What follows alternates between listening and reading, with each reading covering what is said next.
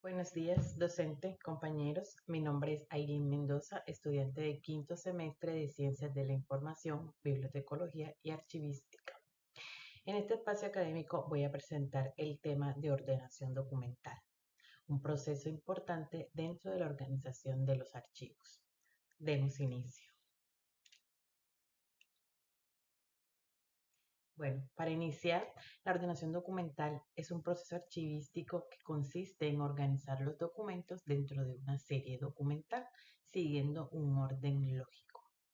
Esto es importante porque permite que los documentos se puedan encontrar con mayor facilidad, consultarlos cuando sea necesario y también mantener un mejor control y conservación de la información. Según el Archivo General de la Nación, existen diferentes sistemas de ordenación, los cuales ayudan a definir cuál es la secuencia o el orden más adecuado en que deben organizarse los documentos dentro del archivo.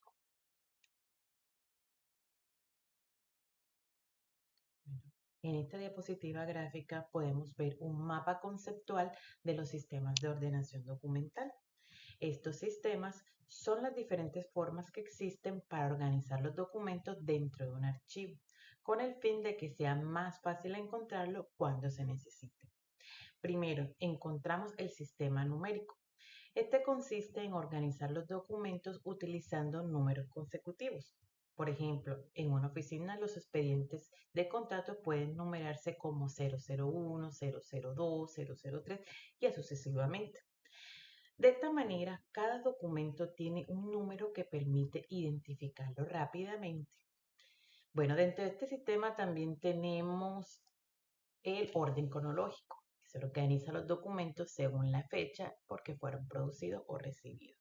Por ejemplo, en un archivo de correspondencia se pueden organizar las comunicaciones comenzando por las de enero, luego febrero, marzo y así sucesivamente. El segundo sistema es el alfabético, que organiza los documentos siguiendo el orden de las letras del alfabeto. Este sistema es muy común cuando los documentos están relacionados con nombres de personas, instituciones o lugares. Dentro del sistema alfabético encontramos tres formas. La onomástica, cuando se organiza por nombre de persona. Por ejemplo, expedientes de estudiantes, por ejemplo, aquí en la universidad, que están organizados por apellido, Mendoza, Rodríguez, Ailín.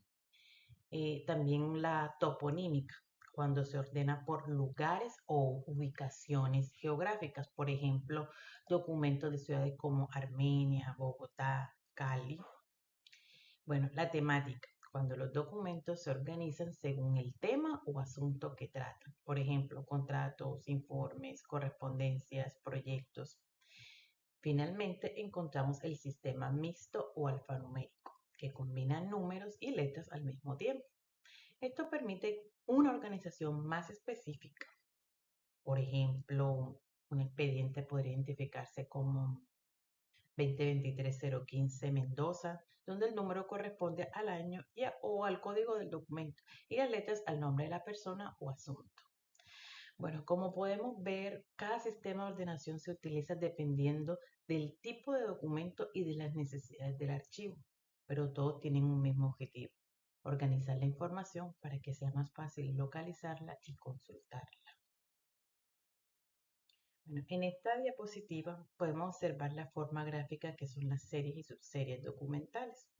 En la parte superior vemos que de una serie documental pueden desprenderse varias subseries. Esto significa que dentro de un mismo grupo de documentos se pueden hacer divisiones más específicas para organizarlos mejor. Una serie documental, bueno, su concepto es que es un conjunto de documentos que se producen dentro de una institución porque responden a una misma actividad, trámite o función administrativa. Como estos documentos tienen relación entre sí, se agrupan y se conservan dentro del archivo. En la pieza gráfica que vemos, también vemos algunos ejemplos de series documentales, por ejemplo, los contratos que Reúne todos los documentos relacionados con acuerdos legales que realiza una institución para contratar servicios, realizar obras o hacer arrendamientos.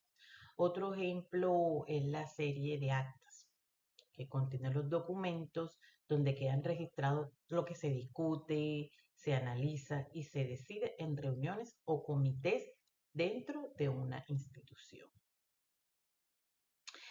También encontramos la serie de resoluciones, que agrupa los documentos donde una autoridad administrativa toma decisiones oficiales o establece disposiciones dentro de la entidad. Este tipo de organización permite que los documentos se clasifiquen de manera más clara, se puedan localizar fácilmente y se mantenga un mejor control de la información dentro del archivo. Bueno, ahora vamos a ver qué es una subserie documental. Las subseries documentales son divisiones más pequeñas que se hacen dentro de una serie documental. Se crean cuando dentro de una serie existen distintos tipos de documentos que cumplen funciones más específicas, pero que siguen perteneciendo al mismo grupo en general. Esto permite organizar los documentos con más detalle, facilitando su identificación y su consulta dentro del archivo. Como por ejemplo encontramos contratos de obra, que estos reúnen los documentos relacionados con los contratos que realiza una institución para ejecutar una obra o un trabajo específico. También están las actas de grado, donde quedan registrada la información de lo que se trata y que se aprueban en las reuniones. También podemos tener documentos donde se registra la información de lo que se trata, de las graduaciones de una institución educativa. Otro ejemplo, los certificados de notas. También podemos tener, o sea, todo lo que encierra la serie y la subserie, porque estas nos ayudan a organizar la información de forma más específica dentro de cada serie documental, lo que facilita su control dentro del archivo. Bueno, continuamos con las series documentales simples y complejas. Las series documentales simples son aquellas que están formadas por documentos que se producen de manera individual y que no hacen parte de un expediente o un proceso documental más amplio. Es decir, cada documento tiene sentido por sí solo. Un ejemplo pueden ser las resoluciones, las circulares y los acuerdos. Por otro lado, están las series documentales complejas, que se caracterizan porque están conformadas por expedientes. En este caso, los documentos sí están relacionados entre sí y hacen parte de un mismo trámite o proceso administrativo. Un ejemplo, los expedientes de contratación, expedientes de estudiantes o expedientes de personal. Bueno, una serie documental, ya lo habíamos dicho, que es el conjunto de documentos que se producen dentro de una institución como resultado de una misma actividad o función administrativa. Estos documentos tienen relacionados entre sí porque responden a un mismo trámite o proceso, por lo que estos se organizan, se conservan juntos dentro del archivo. Por ejemplo, en una institución puede existir la serie de contratos, lo habíamos visto en la diapositiva pasada.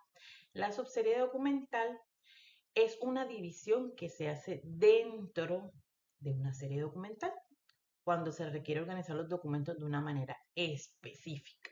Y esto ocurre cuando dentro de una misma serie existen diferentes tipos de documentos que cumplen funciones particulares, pero que siguen perteneciendo al mismo grupo general. Lo que ya hemos visto, contratos de obra, contratos de prestación de servicio, contratos de suministro, tipo documental. El tipo documental se refiere a la forma específica, o sea, aún más específica que tiene un documento según su contenido, su estructura y la función que cumple dentro de una institución.